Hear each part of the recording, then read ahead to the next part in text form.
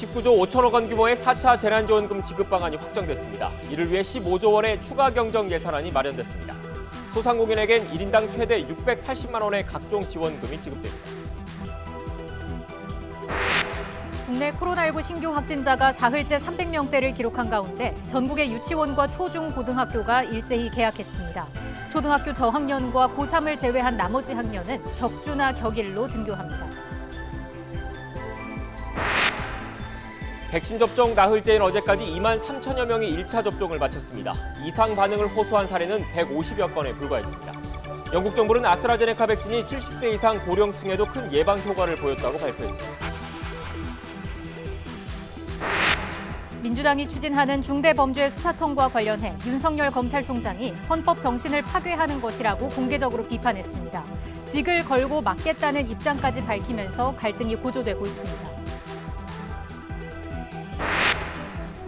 강원 영동에 1m에 가까운 기록적인 폭설이 내리면서 피해가 속출했습니다.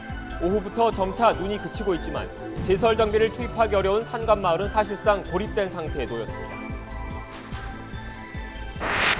이사 공급 대책에도 불구하고 집값이 계속 오르면서 서울의 평균 주택 가격이 8억 원을 넘어섰다는 분석이 나왔습니다.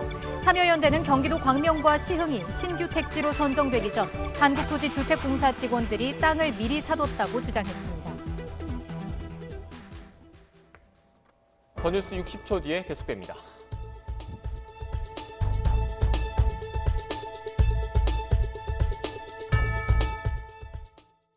검수완박, 검찰 수사권의 완전한 박탈을 의미하는 이 약어가 전국의 뜨거운 감자로 떠올랐습니다. 여권이 추진하는 이른바 검찰개혁 시즌2를 둘러싼 진통이 갈수록 심해지고 있는 겁니다. 논란의 중심에는 중대범죄수사청이 있습니다. 부패와 경제, 공직자, 선거, 방위사업, 대형 참사 등 6대 범죄를 전담하는 별도의 기관 설립이 추진되고 있기 때문입니다. 모두 검찰이 직접 수사할 수 있는 범죄들입니다. 사실 검경 수사권 조정을 통해 올해 1월부터 검찰의 권한은 일부 축소됐습니다. 개정된 검찰청법과 형사소송법이 시행되면서 경찰에 대한 검찰의 수사 지휘권은 폐지됐습니다. 경찰은 1차적인 수사 종결권도 얻었습니다. 반면 검찰은 직접 수사할 수 있는 범죄가 앞서 언급한 6대 범죄 그리고 경찰 관련 범죄로 한정됐습니다. 그런데 중수청이 신설되면 남아있던 검찰의 수사권은 모두 없어집니다. 검찰에는 사건을 재판에 넘기고 유지하는 기소권과 헌법상의 영장 청구권만 부여한다는 게 여권의 구상인 겁니다. 검찰의 과도한 권한남용과 이에 따른 폐해를 막겠다는 취지입니다. 하지만 반론도 만만치 않습니다. 수사 따로, 기소 따로 방식으로는 갈수록 진흥화되는 중대범죄를 제대로 처벌할 수 없다는 주장입니다. 특히 조직에 명운이 걸린 검찰 내부에선 반발하는 목소리가 거세게 나오고 있습니다. 오늘은 그동안 침묵하던 윤석열 총장까지 공개적으로 비판에 가세했는데 적잖은 파장이 예상되고 있습니다. 네, 그럼 취재기자 연결해서 자세한 내용 알아보겠습니다. 한동호 기자. 네, 대검찰청입니다. 자, 윤 총장이 언론 인터뷰를 통해서 공개적으로 첫 입장을 밝힌 거죠? 네, 그렇습니다. 윤석열 총장이 일간지와 인터뷰를 통해 중대범죄수사청을 작심 비판했습니다. 윤 총장은 사실상 검찰 수사권을 폐지하는 중수청 법안을 검찰 해체로 규정하면서 민주주의라는 허울을 쓰고 법치를 말살하는 것이자 헌법 정신을 파괴하는 거라고 주장했습니다. 특히 검찰 수사권의 완전한 박탈은 정치, 경제, 사회 분야에 힘 있는 세력들에게 시외 법권을 제공하는 거라며 민주주의의 퇴보자, 헌법 정신의 파괴라고 비판했습니다. 법안 통과를 막기 위해 사퇴할 수 있다는 언급도 나왔는데요. 윤 총장은 어떤 일을 맡든 직을 걸고 해왔고 직을 걸고 막을 수 있다면 100번이라도 걸겠다면서 국민이 관심을 가져줘야 한다고 강조했습니다. 중수청 반대의 가장 큰 이유로는 수사와 기소의 완전 분리를 꼽았는데요. 검찰과 경찰, 수사와 기소를 이분법적으로 보는 건 경계한다며 법 집행을 효율적으로 하고 국민 권익을 지키기 위해선 수사와 기소가 일체가 돼야 한다고 말했습니다. 특히 국정농단 등 굵직한 사건들은 수사와 기소, 재판을 모두 따로 했다면 절대 성공하지 못했을 거라고도 강조했습니다. 이와 함께 중수청 추진 시기에 대해서도 지적했는데요. 검경 수사권이 조정된 지 2달밖에 안 된 만큼 경찰이 검찰 없이도 충분히 수사할 수 있다거나 오히려 검찰의 개입이 방해된다는 실증적 결과가 제시되려면 충분한 검증이 필요하다고 말했습니다. 윤 총장은 이제 올바른 여론 형성만을 기다릴 뿐이라며 졸속 입법이 이뤄지지 않도록 국민이 두 눈 부릅뜨고 지켜보길 부탁한다고 지지를 호소했습니다. 이와 관련해 대검찰청은 윤 총장의 중수청 입법 움직임에 대한 우려와 반대 입장을 분명히 한 거라고 밝혔는데요. 지난달 인성검찰청에 공문을 보내 중수청 법안에 대해 검사들의 의견을 모아달라고 요청했는데 의견 취합이 끝나면 추가 입장을 내는 방안도 검토하겠다고 밝혔습니다. 윤 총장은 전국 검찰청 순회 일정을 재개해 내일 대구 고등검찰청을 방문할 예정인데 중수청을 강도 높게 비판할 것으로 보입니다. 검찰 내부망에는 중수청을 비판하는 현직 검사들의 글이 잇따르고 있습니다. 박철환 대구지방검찰청 안동지청장은 중수청을 설립하면 범죄 대응에 심각한 공백이 발생할 거라 비판했고 구승모 대검찰청 국제협력 담당관은 주요 외국의 경우 중대범죄에서 최대한 유기적으로 수사와 기소 기능을 통합하려 한다고 강조했습니다. 어젯밤엔 성기범 서울중앙지방검찰청 검사가 글을 올려 중수청은 경찰 조직을 하나 더 만드는 것으로 일제시대의 특별고등경찰과 다를 바 없다고 주장했습니다. 네, 한동호 기자, 이렇게 검찰이 집단 반발 조짐을 보이고 있는데 박범계 법무부 장관은 윤석열 총장과 만날 생각이 있다 이러면서 진화에 나섰다면서요. 네, 박범계 법무부 장관이 오늘 정부 과천청사 출근길에서 밝힌 내용인데요. 윤 총장과의 만남에 대해 언제나 열려있고 만날 생각이 있다고 말했습니다. 박 장관의 말 직접 들어보겠습니다. 제가 공개적으로 여러 차례 말씀을 드렸는데요. 제가 총장으로부터 들은 얘기도 있고 그런데 인터뷰 내용 중에는 저에게 하신 말씀도 있더라고요. 그래서 저는 언제나 열려 있고 만날 생각이 있습니다. 윤 총장이 언론에 밝힌 입장에 대해선 직접 언급하기는 그렇다며 답변을 피했고요. 현직 검사들의 중수청 비판 글에 대해선 수사와 기소를 분리하는 것과 관련한 검찰 구성원들의 여러 걱정을 잘 알고 이해하고 있다고 밝혔습니다. 검찰 구성원들의 다양한 의견들을 들을 필요가 있다고 생각한다며 현장 행정의 하나로 일선의 의견을 듣고 있으니 크게 걱정하지 말라고 했습니다. 중수청 관련 입장을 묻는 말에 장관의 입장이 있지만 다양한 논의, 의견 수렴 등의 장애가 될 수 있다며 답변하지 않았습니다. 지금까지 대검찰청에서 YTN 한동우입니다. 이렇게 윤석열 총장의 비판 속에 민주당은 이르면 이번 주에 중대범죄수사청 설치 법안을 발의할 예정입니다. 앞서 민주당 검찰개혁특별위원회는 이번 주 법안 발의를 준비하고 있다면서 법안이 발의되면 상임위 공론화 토론과 공청회 등을 거쳐 제도화하겠다고 밝혔습니다. 윤 총장의 비판에 대해선 특위위원장을 맡은 윤호중 법사위원장은 검찰이 이해하지 못하는 부분이 있으면 잘 얘기해 이해시키겠다고 강조했습니다. 국민의힘 주호영 원내대표는 중대범죄수사청과 관련해 삼권 분립의 파괴일 뿐 아니라 완전한 독재 국가와 부패 국가로 가는 앞잡이 기구를 만드는 시도라고 비판했습니다.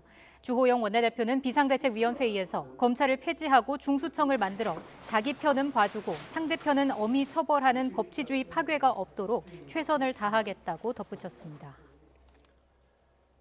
여권에서 추진하는 중대범죄수사청에 대해서 윤석열 검찰총장이 공개적으로 반대 입장을 밝힌 가운데 김진욱 고위공직자 범죄수사처장도 공소 유지에 어려움이 생길 수 있다면서 보완이 필요하다고 지적했습니다. 또 김학의 전 법무부 차관 불법 출국 금지 의혹 사건을 공수처로 이첩하는 문제에 대해선 조만간 대검과 협의하겠다고 밝혔습니다. 직접 들어보시겠습니다. 수사 기소가 완전히 분리되면 나타날 수 있는 문제점 중에 하나가 이제 그 공소 유지가 어려울 수가 있다. 대형 사건 같은 경우에 그 수사 검사가 아니면 그 공소 유지가 어려운 경우들이 있을 수 있거든요. 근데 국민들이 보시기에는 저게 저렇게 문제가 될 사건은 아닌데 공소 유지를 제대로 못해서 문제가 됐다. 그러면 또 안 되잖아요. 그래서 이제 그런 면에서 좀 보완이 필요하다. 김학의 사건 관련해서 대검이랑 따로 얘기 나누신 건 없어요? 구체적인 건 없는데 아마 조만간 협의가 오지 않을까 싶습니다. 검사의 고위공직자 혐의가 발견된 경우에 사건을 이첩하여야 된다 이렇게 되어 있습니다.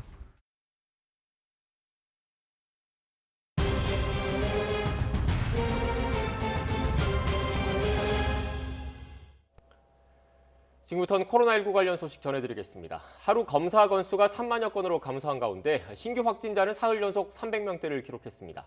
불안한 흐름이 이어지고 있습니다.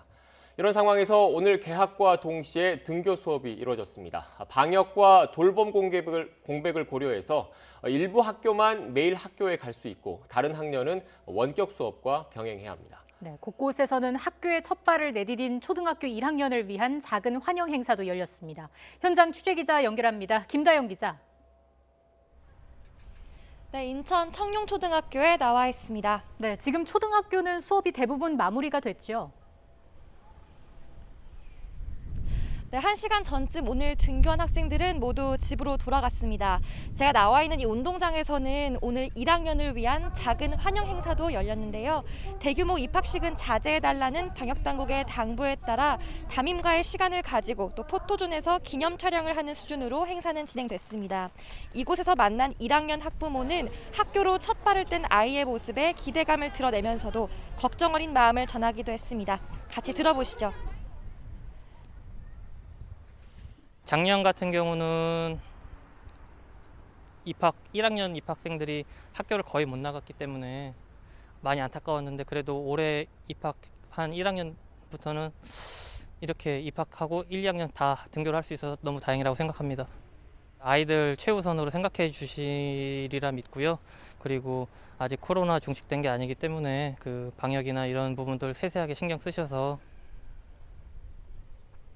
오늘 이곳 인천 청량초에는 1, 2, 3, 5학년 400여 명이 등교했습니다. 지난해의 경우 4월부터 온라인 수업이 이뤄졌고 5월에 접어들고서야 순차 등교가 이뤄졌는데요. 등교나 수업 방식이 지난해와 크게 다르지 않아 교사와 학생, 학부모 모두 첫날 특별한 어려움은 없었다는 반응입니다. 학교에 오지 않는 4학년과 6학년은 오늘 원격 수업을 들었습니다. 이곳은 줌으로 화상 수업을 진행해 큰 문제는 없었지만 이 학습터를 사용하는 학교는 접속 오류가 발생하기도 했습니다. 이 학습터 측은 화상 수업과 채팅 관련 점검이 끝나 현재는 정상적으로 운영되고 있다고 설명했지만 한때 수업에 차질이 빚어졌습니다. 오늘부터 매일 등교할 수 있는 건 전국 유치원생과 초등학교 1, 2학년, 고등학교 3학년생입니다. 다른 학년은 격일, 격주로 학교에 가게 됩니다. 특수학교와 소규모 학교는 2.5단계까지 매일 등교할 수 있습니다. 하지만 집단 면역이 형성되기 전까지 유행 추이에 따라 등교 확대와 축소가 불가피할 걸로 보이는데요. 거리두기 2단계에서는 밀집도 3분의 1이 원칙이지만 최대 3분의 2까지 확대할 수 있습니다.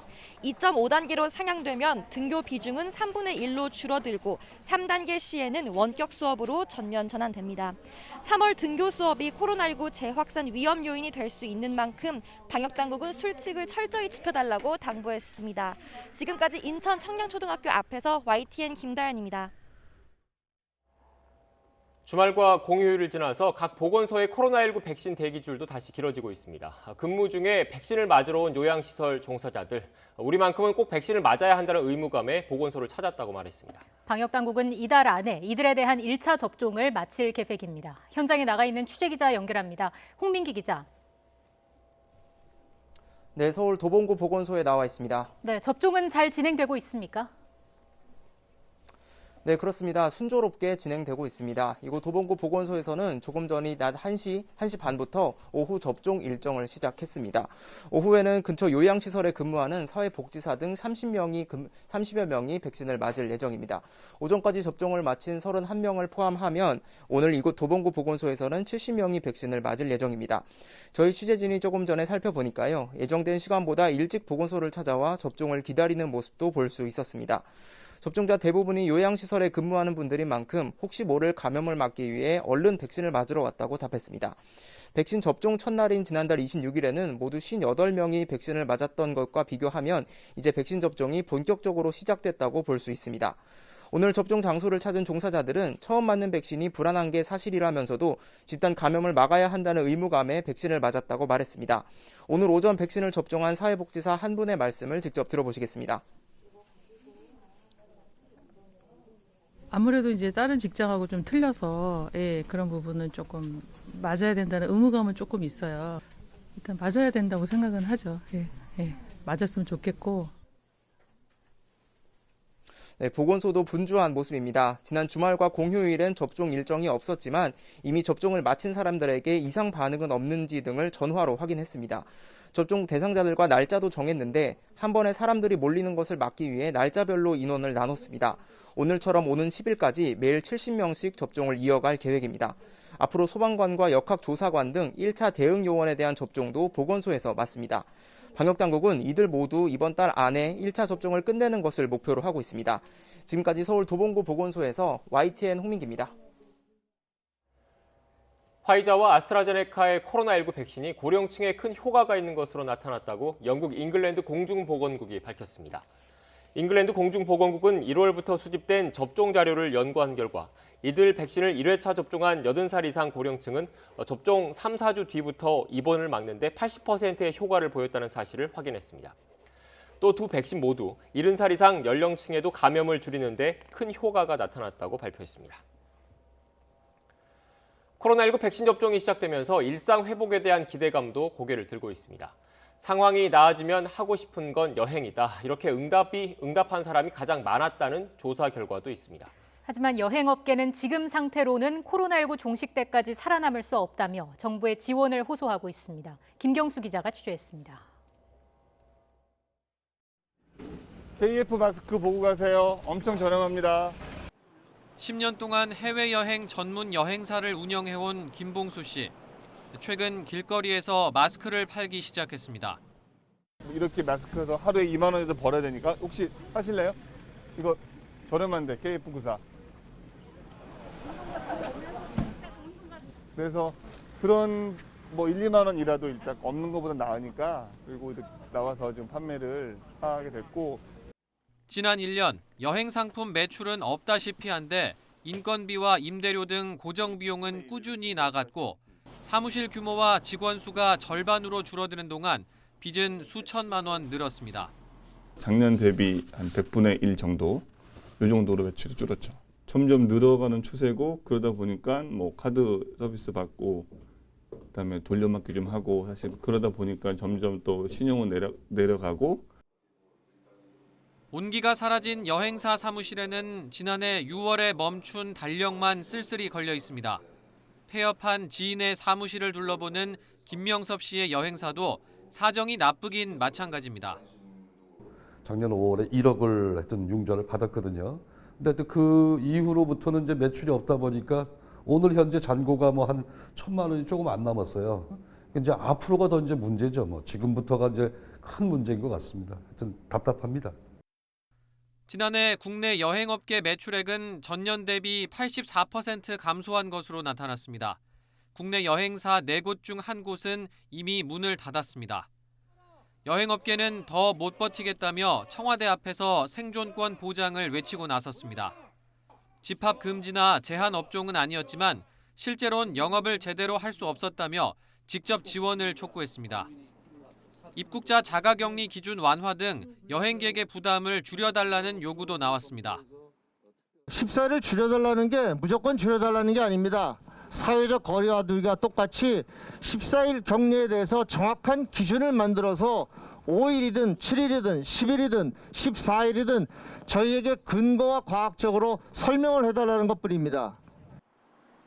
하지만 논의가 필요한 부분이라 지금 당장은 여행업계가 이 시기를 버텨내도록 도와주는 게 최선입니다. 생존자금 지원이나 대출 조건 완화 등이 거론되고 있습니다. 휴폐업의 지금 상태에 있는 여행업계만 거의 30%에 육박을 하고 있습니다. 만약에 이 상황이 조금만 더 지속이 되면은 여행 생태계 자체가 완전히 무너질 그런 위험에 있기 때문에 신속한 지원이 좀 필요한 상황입니다.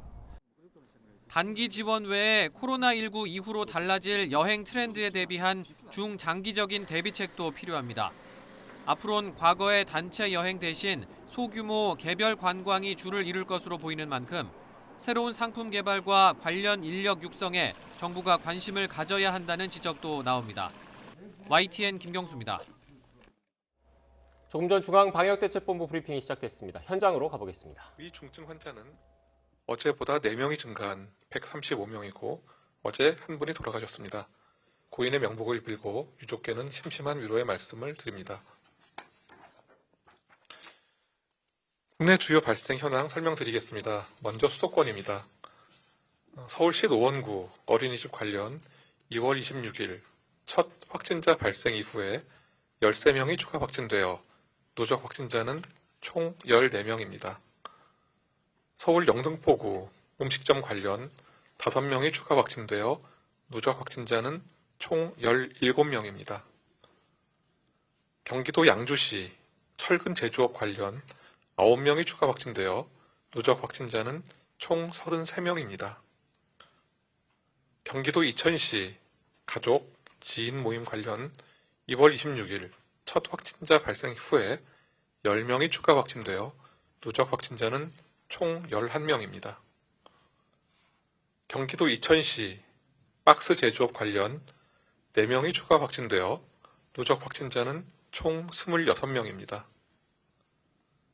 경기도 수원시 태권도장 어린이집 관련 2월 27일 첫 확진자 발생 이후 접촉자 조사 중에 20명이 추가 확진되어 누적 확진자는 총 21명입니다. 경기도 용인시 요양원 그리고 어린이집 관련 7명이 추가 확진되어 누적 확진자는 총 55명입니다. 다음 충청권 상황 설명드리겠습니다. 충남 아산시 난방기 공장 관련 5명이 추가 확진되어 누적 확진자는 총 203명입니다. 충북 진천군 마트 관련 7명이 추가 확진되어 누적 확진자는 총 12명입니다. 다음 호남권 상황 설명드리겠습니다. 광주 서구 콜센터 관련 4명이 추가 확진되어 누적 확진자는 총 69명입니다. 전북 전주시 피트니스 관련 7명이 추가 확진되어 누적 확진자는 총 56명입니다. 다음 경북권 상황 설명드리겠습니다. 대구 북구 대학생 지인 모임 2번째 관련 2월 26일 첫 확진자 발생 이후에 14명이 추가 확진되어 누적 확진자는 총 15명입니다. 대구 북구 병원 관련 1명이 추가 확진되어 누적 확진자는 44명입니다. 경북 의성군 가족 모임 그리고 온천 관련 1명이 추가 확진되어 누적 확진자는 107명입니다. 경남권 상황 설명드리겠습니다. 부산 영도구 병원 관련 8명이 추가 확진되어 누적 확진자는 총 26명입니다. 부산 북구 장례식장, 울산 골프 연습장 관련 2명이 추가 확진되어 누적 확진자는 총 61명입니다. 강원권 상황입니다. 강원도 정선군 교회 관련 2명이 추가 확진되어 누적 확진자는 총 39명입니다. 오늘 보도자료에 실어드리진 못했지만 오늘 중에 동두천에 있는 임시선별검사소에서 외국인들 대상으로 한 선제적 인명검사에서 약 80명가량의 양성 환자가 발견되었습니다. 현재 이에 대해서 중앙역학조사반을 파견해서 조사와 대응 중입니다. 구체적인 환자 발생 숫자와 경위는 밝혀지는 대로 다시 알려드리도록 하겠습니다.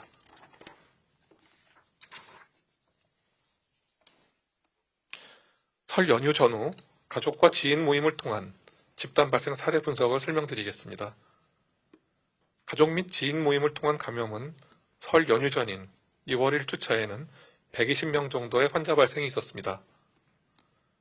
그런데 설 연휴 기간에는 183명, 설 연휴 직후인 2월 3주차에는 237명으로 설 연휴 전 대비 환자가 2배 가까이 증가하였습니다. 감염 경로는 명절 가족 모임으로 인한 가족 내 노출이 관련 환자의 56%로 대부분을 차지하였으며 이후 직장과 지인을 통해서 N차 전파가 발생하였습니다.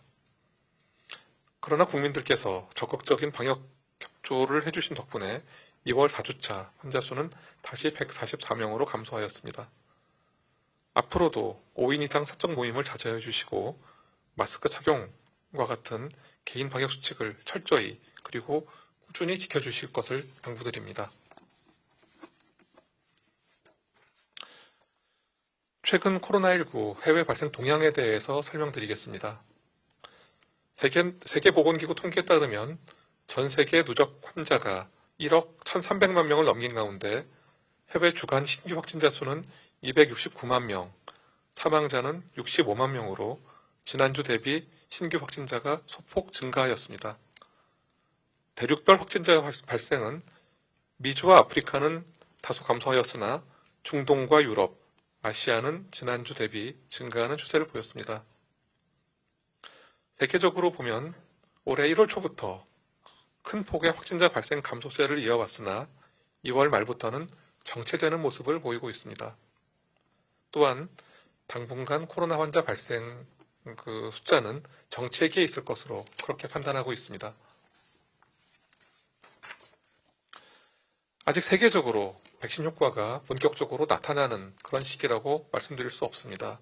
무엇보다도 감염 예방에 각별한 주의를 기울여야 하는 시기입니다. 우리나라에서도 백신 접종이 시작되었습니다. 전 세계적으로 백신 효과가 높고 부작용이 적게 나타나는 점은 매우 고무적인 상황입니다. 그러나 코로나19 백신이 실제 환경에서 어떻게 작용되는지에 대해서는 세계적으로도 아직 정보를 쌓아가는 단계입니다. 백신 접종 이후에도 마스크 착용과 거리 두기 등 필수적인 방역 수칙은 당분간 그대로 지켜져야 됩니다. 충분한 백신 접종을 통해 집단 면역이 형성되는 시기까지는 감염 위험에 대한 주의를 기울여야 한다는 점을 다시 한번 강조드립니다. 다음은 코로나19 예방접종 현황을 말씀드리겠습니다. 3월 2일 0시 기준 1,442명이 백신을 접종받아 1차 접종자 두개는 총 23,086명입니다. 접종기관 및 대상자별로는 요양기관이 17,402명, 요양시설이 4,771명, 코로나19 환자 치료병원은 895명, 1차 대응요원은 18명이 예방접종을 받았습니다. 예방접종 후에 이상반응으로 의심되는 신고 사례는 총 156건으로 모두 예방접종 후에 흔하게 나타날 수 있는 두통, 발열, 오심, 구토와 같은 경증 사례였습니다.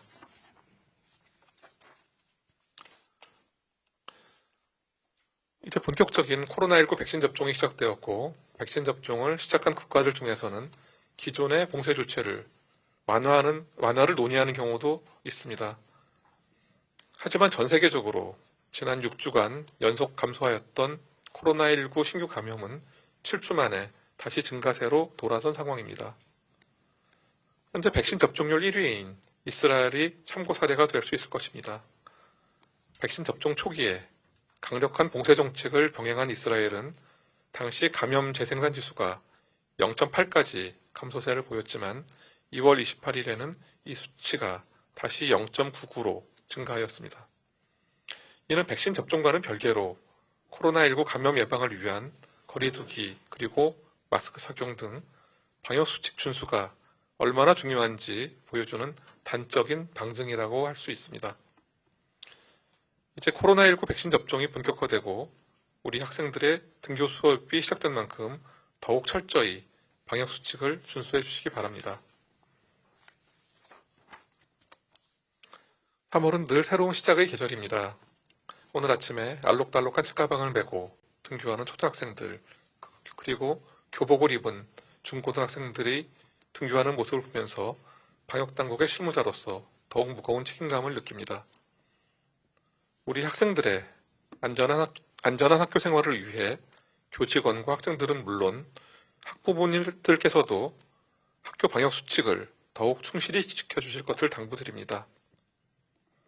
먼저 등교 전에 가정에서 자녀들에게 증상이 있는지 자세히 살펴주시고 건강상태 자가진단 어플에 건강상태를 입력하여 주시기 바랍니다. 둘째, 조금이라도 의심 증상이 있으면 학교나 유치원에 등교하지 말고 즉시 검사를 받아주시기 바랍니다.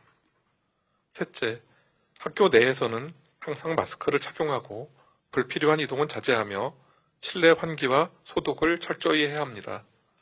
또한 학교 관리자는 학생과 교직원에 대한 감염 예방 교육 등을 철저히 이행하여 주시기 바랍니다. 백신 접종은 끝을 위한 시작입니다. 코로나19 예방접종의 본격화와 함께 코로나19 이전의 일상으로 돌아갈 수 있도록 우리 사회 공동체의 안전을 위한 상호 배려의 마음으로 방역수칙을 철저히 준수해 주시기를 부탁드립니다. 방역당국도 국민 여러분께서 안심하고 현업에 집중하실 수 있도록 더욱 노력하겠습니다. 네, 지금부터 기자님들 질문에 답변 드리는 시간 갖겠습니다. 네, 지금까지 중앙방역대책본부 브리핑 들었습니다. 앞서 속보를 통해서도 전해드렸는데 경기도 동두천시에서 외국인을 상대로 선제검사를 진행했는데 현재까지 약 80여 명이 코로나19 양성 판정을 받았다는 내용이 조금 전에 중앙방역대책본부 브리핑에도 포함됐습니다. 네. 바로 전문가와 함께 자세한 내용 짚어보겠습니다. 네, 정재훈 가천대의대 예방의학과 교수 나오셨습니다. 어서 오십시오. 네, 안녕하세요. 네. 교수님, 백신 접종이 시작됐는데 다행히 우려했던 중증 이상의 반응은 보고되지 않고 있는 거죠? 네, 결국은 우리가 중증 이상 반응이라고 가장 우려하는 것이 아나필락시스 같은 것들이거든요. 하지만 해외 연구 결과를 보면 아나필락시스는 10만 명당 한두 명 정도 나타나는 것으로 되어 있습니다. 아직 우리나라 예방접종자가 2만 명 정도에 불과하기 때문에 아직까지 그런 중증 이상 반응이 나타나기는 접종량이 좀 모자라다고 볼 수 있고요. 그리고 현재 발견된 이상 반응 같은 경우에는 대부분 경증 이상 반응입니다.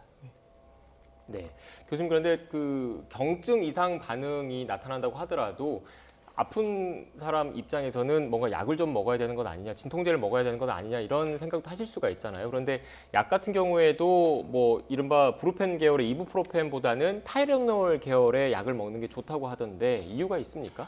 결국은 우리가 기존에 약을 드시는 분 같은 경우에는 백신을 접종하신다고 해서 특별히 약을 빼거나 더하실 필요는 없다고 되어 있습니다. 하지만 우리가 진통제 같은 경우에는 결국은 백신도 면역 반응과 염증 반응을 통해서 우리가 면역을 획득하는 것이거든요.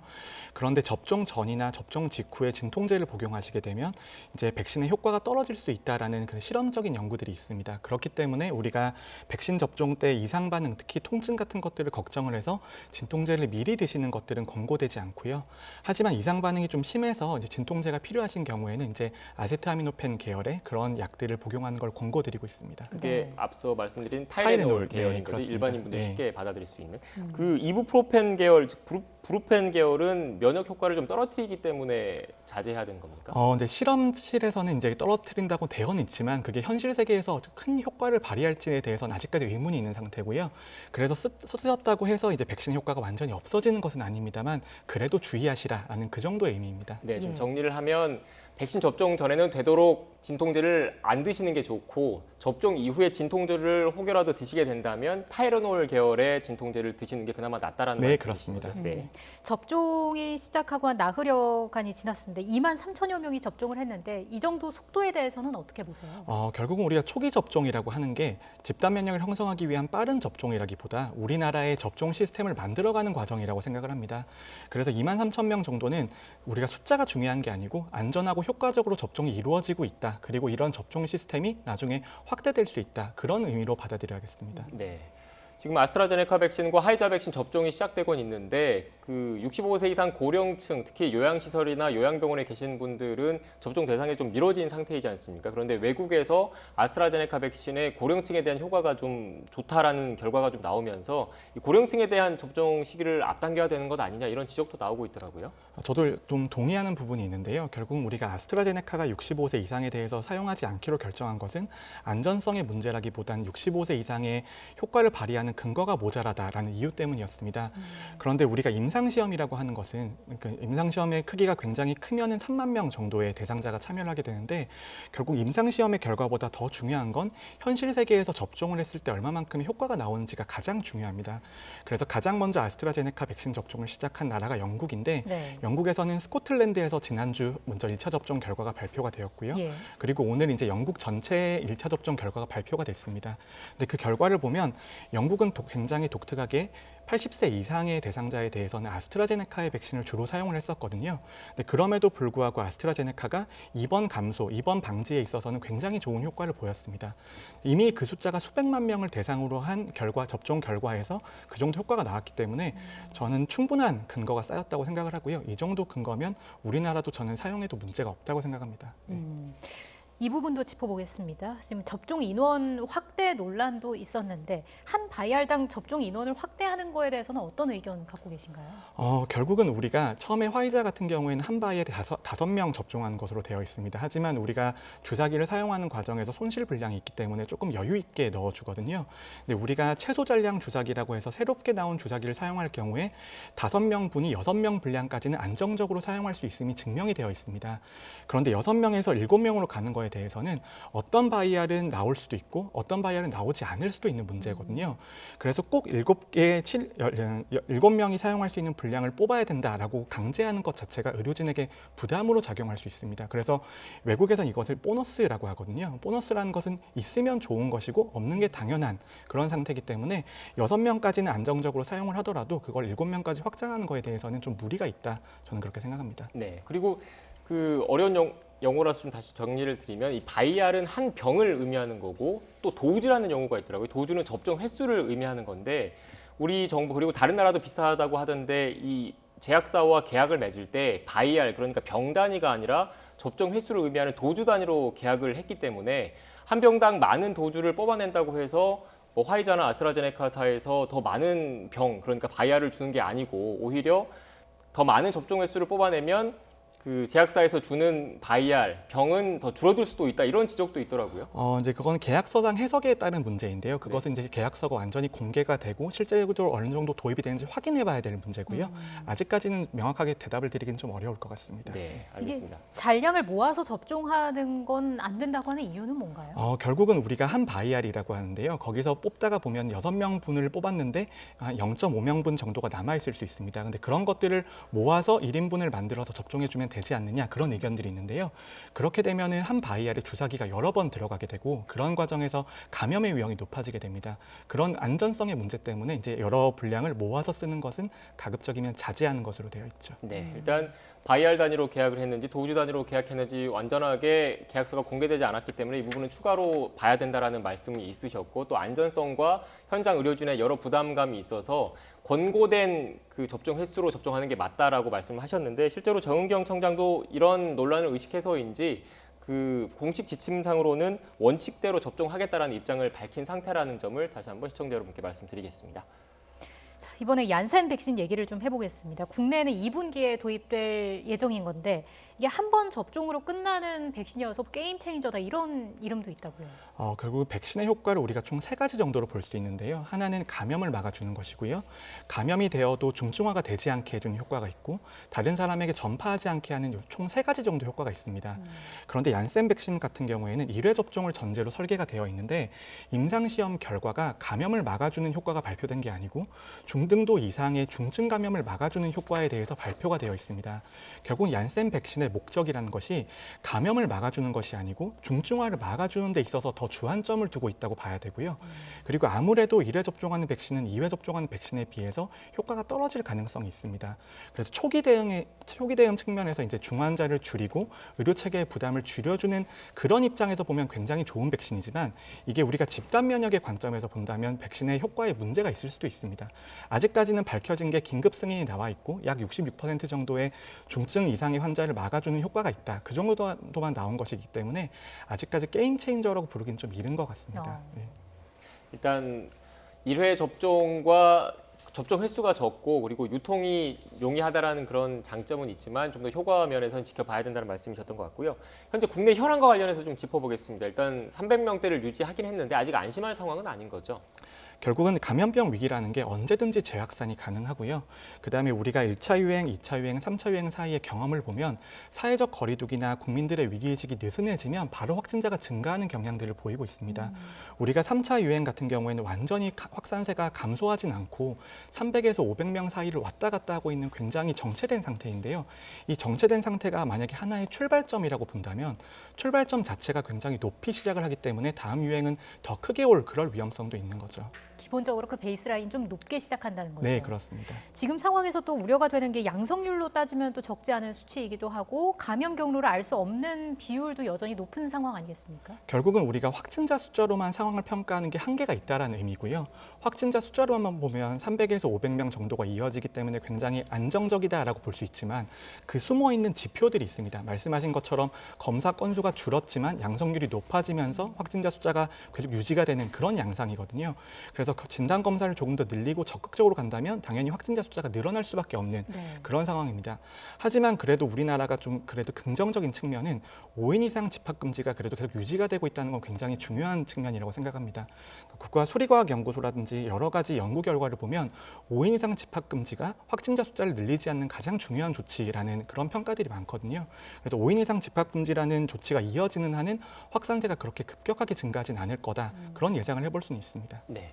교수님, 그리고 앞서 속보를 통해서도 전해드렸는데 이렇게 위태위태한 상황이 계속 이어지고 있는 거지 않습니까? 그런데 경기도 동두천시에서 외국인을 대상으로 한 선제검사에서 현재까지 약 80여 명이 확진 판정을 받았습니다. 어떻게 봐야 될까요? 결국은 이런 클러스터라고 하는 개별적인 큰 사례들이 발견이 되는데요.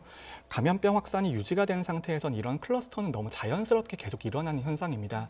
그런데 우리가 이제 지난 1년 동안 알게 된 것은 코로나19라는 게 굉장히 가혹한 감염병이어서 사회에서 가장 취약한 부분에서 이런 확진자 발생들이 많이 생기는 경향들이 있습니다. 특히 외국인 노동자들이 많이 계시는 곳들이라든지 종교시설이라든지 우리가 그동안 방역의 사각지대에 놓여 있는 곳에서 클러스터들이 나오는데 이 클러스터의 하나의 그 발생으로 볼 것이 아니고 그럼 우리가 취약한 지점을 찾아서 거기에 대해서 다시 방역 대책을 수립하는 그런 기회로 삼는 게 중요할 것 같습니다. 네. 동두천에서 발생한 집단 감염 소식은 구체적인 환자 발생 경위 등이 들어오는 대로 또 저희가 정리해서 전해드리겠습니다.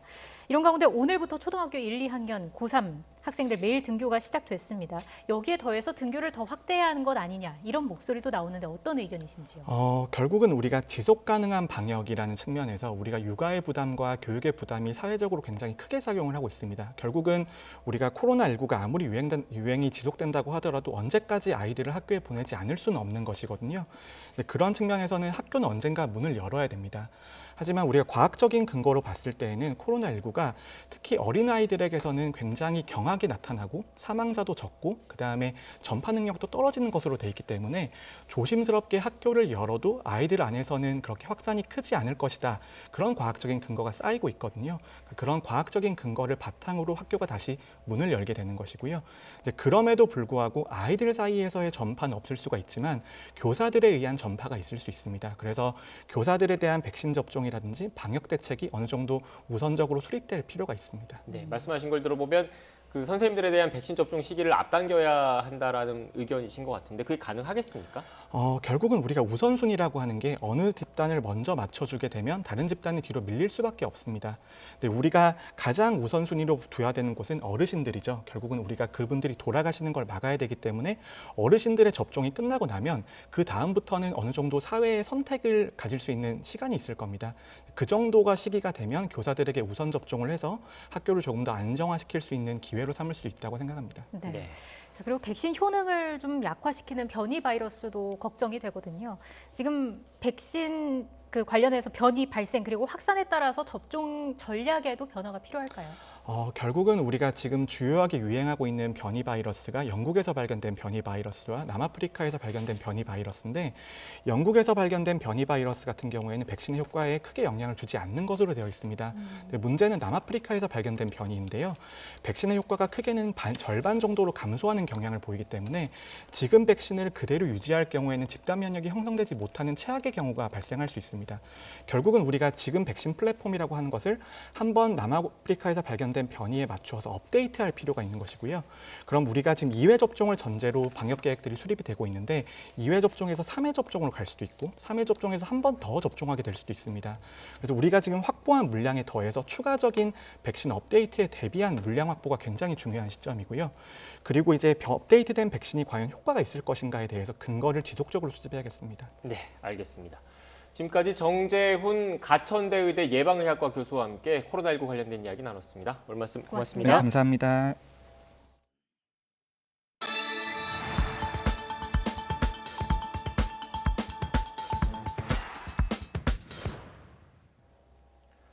네, 앞서 속보를 통해서도 전해드렸고 조금 전 정재훈 교수님과도 이야기를 나눴는데 경기도 동두천시에서 관내 외국인을 대상으로 코로나19 검사를 진행했습니다. 이틀 동안 검사가 진행됐는데 외국인 84명이 양성 판정을 받았습니다. 네, 남양주시, 양주시 공장의 외국인 노동자들이 확진된 이후 선제 검사를 하던 중에 무더기 확진이 나온 겁니다. 취재기자 연결해서 자세한 소식 들어보겠습니다. 정현우 기자.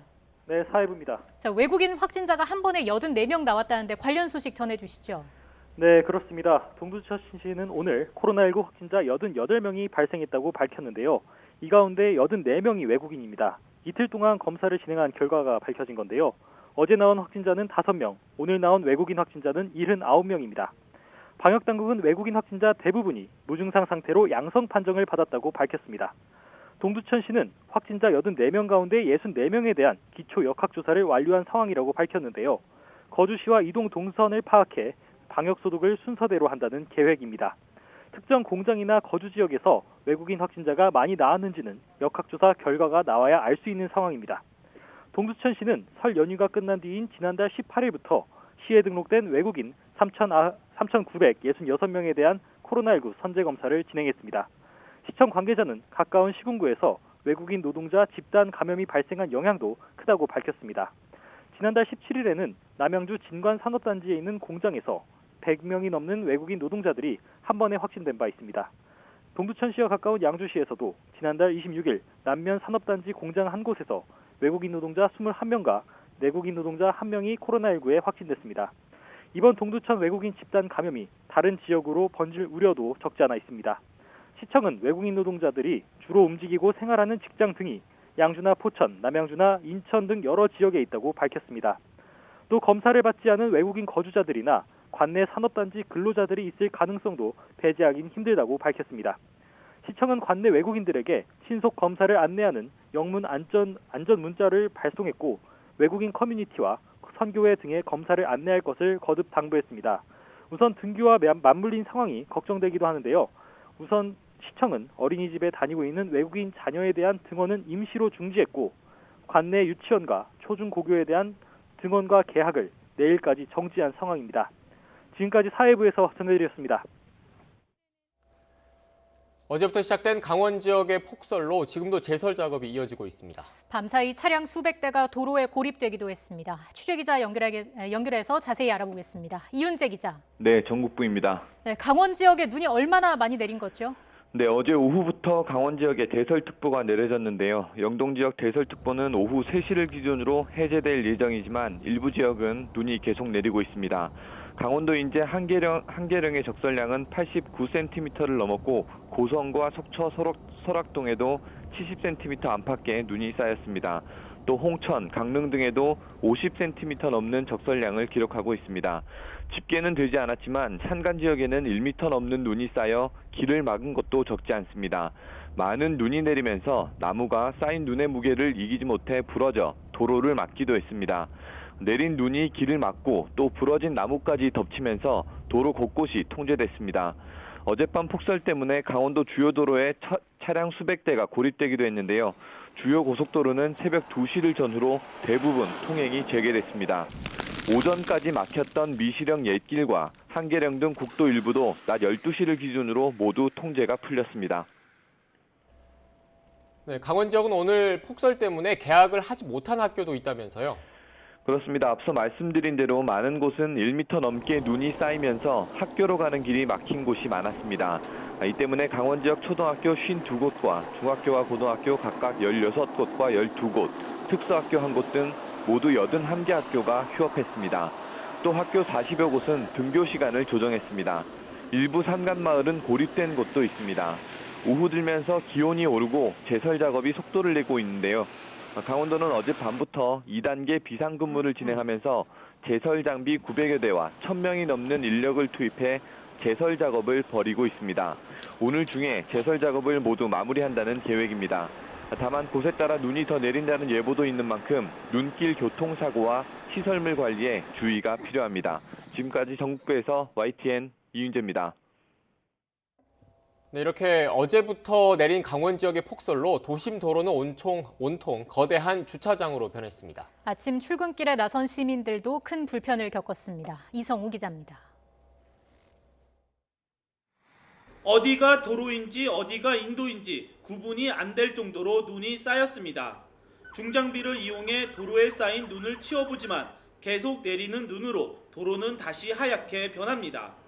주차돼 있던 차량은 눈으로 가득 덮여 형체만 간신히 알아볼 수 있습니다.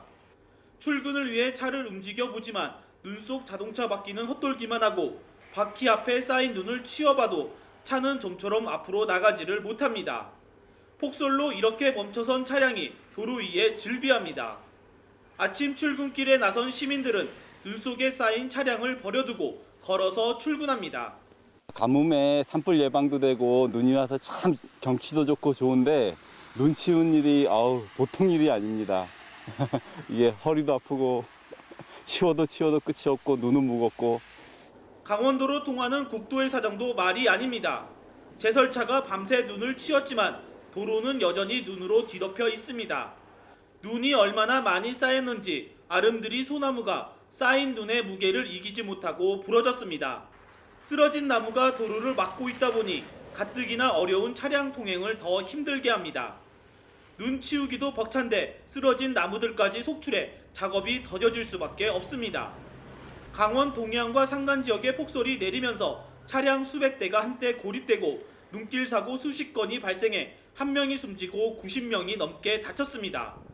차량 700여 대가 고립됐던 고속도로의 경우 서울 양양선과 동해선의 정체는 풀렸지만 여전히 국도 곳곳에서 부분 통제가 이뤄지고 설악산 등 주요 국립공원 탐방로가 통제되고 있습니다. YTN 이성입니다. 퇴근길부터는 날씨가 쌀쌀해지겠고 내일 아침에는 영하권의 반짝 추위가 찾아오겠습니다. 영동 지역에는 이틀 사이에 1m에 가까운 폭설이 쏟아졌다고 합니다. 날씨 알아보겠습니다. 권혜인 캐스터. 네, 서울 광화문에 나와 있습니다. 네, 서울은 하늘이 맑게 겠다고요. 네, 서울은 비와 눈구름이 모두 물러가고 파란 하늘이 드러났습니다. 하늘은 맑게 겠지만 공기는 점점 차가워지고 있는데요. 북쪽에서 찬 공기가 내려오면서 현재 서울 기온이 4도에 머물고 있고 퇴근길에는 지금보다 날씨가 더 쌀쌀해지겠습니다. 특히 내일 아침에는 서울 기온이 영하 2도까지 떨어지는 반짝 추위가 찾아올 것으로 보이니까요. 보온에 신경 써주셔야겠습니다. 내일 내륙은 눈이나 비 소식 없이 맑은 하늘이 이어지겠고요. 대기질도 청정하겠습니다. 다만 아침에는 반짝 추위가 찾아오겠습니다. 서울과 대전의 아침 기온이 영하 2도, 광주는 영하 1도로 오늘보다 2에서 5도가량 낮겠습니다. 다행히 추위는 오래가지 않고 낮부터 금세 풀리겠습니다. 내일 서울 낮 기온이 10도, 대전과 광주는 12도, 부산은 11도로 오늘보다 2에서 4도가량 높겠습니다. 이후 이번 달 중순까지 추위 없이 예년 기온을 웃도는 포근한 날씨가 이어지겠고요. 이번 주 후반에는 남부지방을 중심으로 한 차례 더 비가 내리겠습니다. 한편 강원 영동 지역은 눈이 대부분 그쳐가면서 대설특보도 해제되었습니다. 이틀 사이 영동 지역에는 1m에 가까운 기록적인 폭설이 쏟아졌는데요. 강원 산간 미시령에는 무려 89.8cm의 폭설이 쏟아졌고요. 북강릉 지역은 37.4cm의 눈이 내리면서 관측이 시작된 이래 역대 1위를 기록했습니다. 강원 영동 지역에는 폭설이 쏟아진 가운데 밤사이 기온이 영하권으로 떨어지면서 내린 눈이 얼어붙는 곳이 많겠습니다. 아직 제설 작업이 다 이루어지지 않아서 안전사고에 대한 우려가 높으니까요. 이 지역에 계신 분들은 교통안전에 각별히 주의해 주셔야겠습니다. 지금까지 서울 광화문에서 YTN 권혜인입니다. 전해드린 것처럼 폭설로 인해서 어젯밤 전국 곳곳에서 정체가 빚어졌습니다. 현재 도로 상황은 어떤지 자세히 알아보겠습니다. 이지혜 캐스터 전해주시죠. 네, 옴짝달싹 못할 정도의 폭설로 인해 어제 강원권에서는 사고가 속출했습니다. 오늘도 영동 지역에는 대설경보가 내려져 있고 지금도 눈발이 약하게 흩날리고 있습니다. 다행히 고속도로에 전면 차단된 구간은 없지만 미끄럼 사고의 위험성이 상당합니다. 운전대 잡으신다면 최대 50%까지 속도는 꼭 줄여서 이동하시기 바랍니다. 네, 시각 동해고속도로 지금 하조대 부근에선 속초 방면으로 승용차 사고가 났습니다. 안전지대 쪽에 지금 사고 차량의 방향이 완전히 틀어져 있는 모습인데요. 추가 사고 나지 않게 전방 상황 잘 살피셔야겠습니다. 노학 2교에서도 2차로에서 승용차 사고 처리합니다. 사고 차량의 앞부분이 눈에 완전히 파묻혀져 있는데 여기도 차로 변경 유의하셔야겠고요. 감속 주행 50%까지 잘 지켜주시기 바랍니다. 영동고속도로 대관령 일대는 계속해서 눈발이 흩날립니다. 곳곳에 가시거리도 짧은 상황인데 이럴 때 평소보다 차간 거리는 2배 이상 두셔야겠고요. 스노우 체인 등 월동 장구도 잘 챙기시기 바랍니다.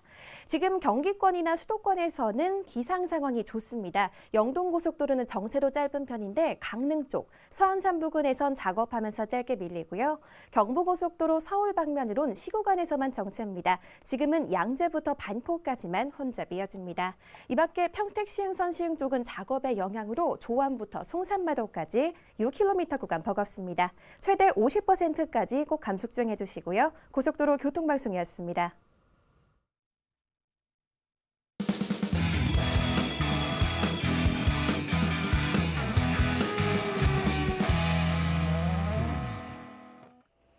인터넷상에서 가장 많은 관심을 받은 뉴스 알아보는 더 뉴스 나옵니다. 지금 보시는 건 오늘 언론 보도에 많이 등장한 단어들입니다.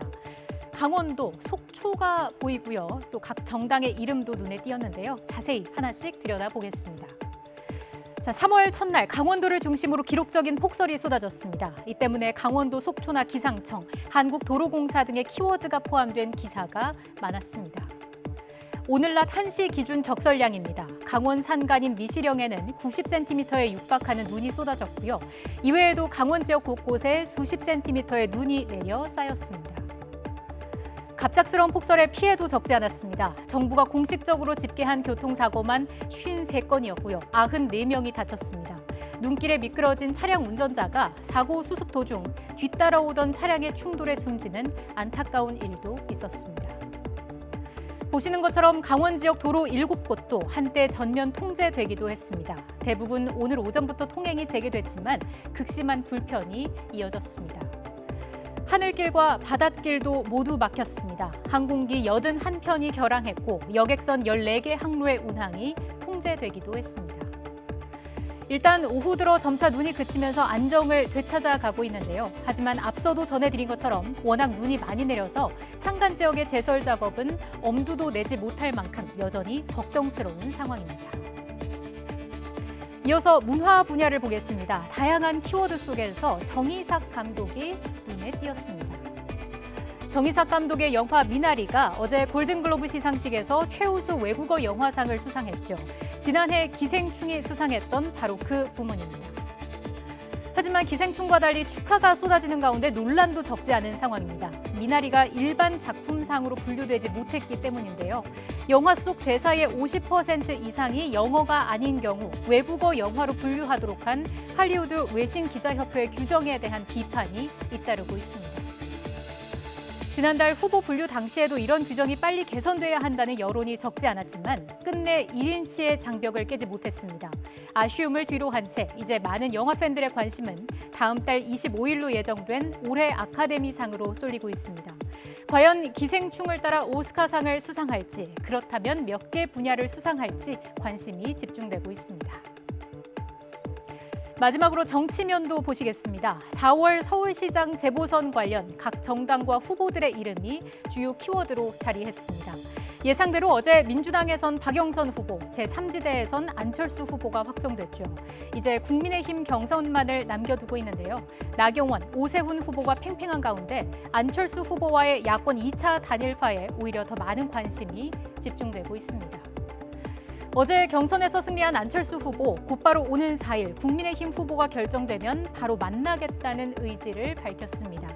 일단 국민의힘 후보 4명 모두 어제 합동토론회를 통해 단일화에 대한 원칙적인 필요성을 강조했습니다. 하지만 강론으로 들어가면 미묘한 입장 차이가 드러나고 있는데요. 이렇게 보궐선거를 한 달여 앞두고 YTN이 부산일보와 함께 부산 민심을 살펴봤습니다. 국민의힘 박형준 부산시장 예비후보가 여전히 높은 지지율을 보이는 것으로 나타났습니다. 부산 시민들이 가장 중요한 현안으로 꼽은 건 민생 경제 활성화였습니다. 이경국 기자입니다. 보궐선거를 한 달여 앞둔 시점, 부산 시민들에게 차기 시장으로 누가 가장 적합한지 물었습니다. 조사 결과 국민의힘 박형준 예비후보가 33.5%로 오차범위 밖 1위 자리를 지켰습니다. 민주당 김영춘 예비후보가 18.8%로 추격하고 있고 국민의힘 이현주, 민주당 변성환 예비후보가 뒤를 이었습니다.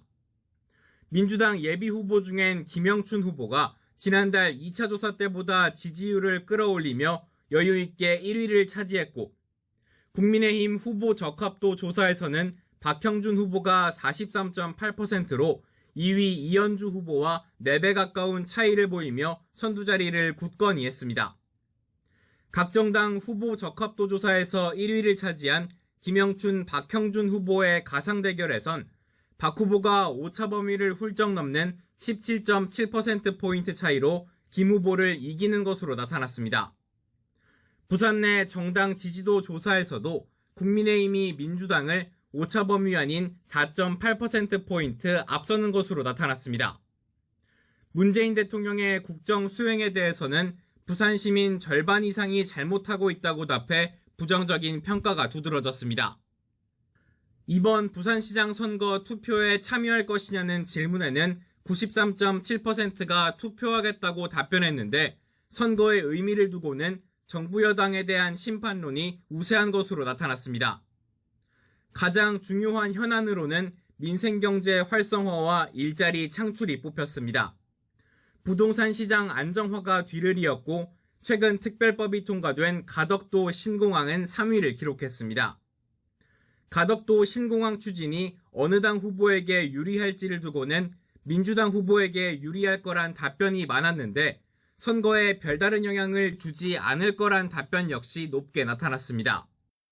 이번 조사는 YTN과 부산일보 공동의뢰로 리얼미터가 지난달 27일부터 이틀간 부산에 사는 만 18세 이상 유권자 1,011명을 대상으로 진행했고, 표본 오차는 플러스 마이너스 3.1%포인트입니다.